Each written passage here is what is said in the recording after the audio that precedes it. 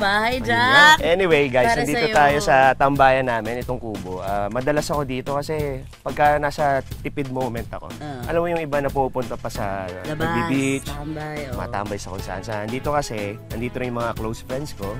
So, tsaka sobrang isolated. Maganda yung hangin, very probinsya. Actually, nakikitambay lang ako dito eh. Ito talagang bahay na to sa long time na PA. Si Donna. Okay. Walang tulugan days pa lang kasama ko na siya. Naging ko na, parang habit naging ko parang go-to spot nyo na. Oo. Invite mo ba ako sa loob? Oh, tara. Madam, pasok po. Chill to. Okay. Okay. Dahil wala kang ref na sarili mo dito, kailangan natin i-raid yung cellphone mo. Ha? Oo. Asan cellphone mo? Una nating silipin ang phone book mo. Phone book? Oo. Meron bang kakaibang pangalan? Nagaganon ka ba? Ganon? Oo. Wala, nasa isang phone ko yun. Joke lang! Lago! Biro lang po! Wala, isa lang cellphone. Sige, bahala ka na dyan. May ma. Puro pautang makikita mo Normal lang dyan. naman yung ma. Uy! Ang last call. Ma! Si Barbie yung ma? Oo. Bakit ma? Kasi Mami na ba siya? Hindi, di ba mahal tawagan namin? Ang pangalan ko sa phone niya, Hal. Oo, di ba?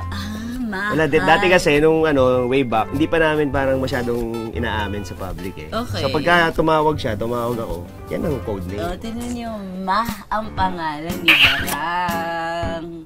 So yan yung parang secret code name, pero may picture. Syempre, naka-crop top siya dyan. Hindi ko ng mahal. Naging tawagan na namin yun. Kasi sa meant to be, tawag ko sa kanya mahal. Tinuloy na namin. Ang daming issue lumalabas online, na-break na daw kayo. Anong nararamdaman mo doon? Ganun naman pagka fanware yan eh. Kumbaga, accept na natin yun bilang artista. Di ka na-hurt? Di naman. Na Professor nga tayo ng... Ayun nga, ang galing mo dun sa pa-viral na yun eh. Baka naman, supportive lang.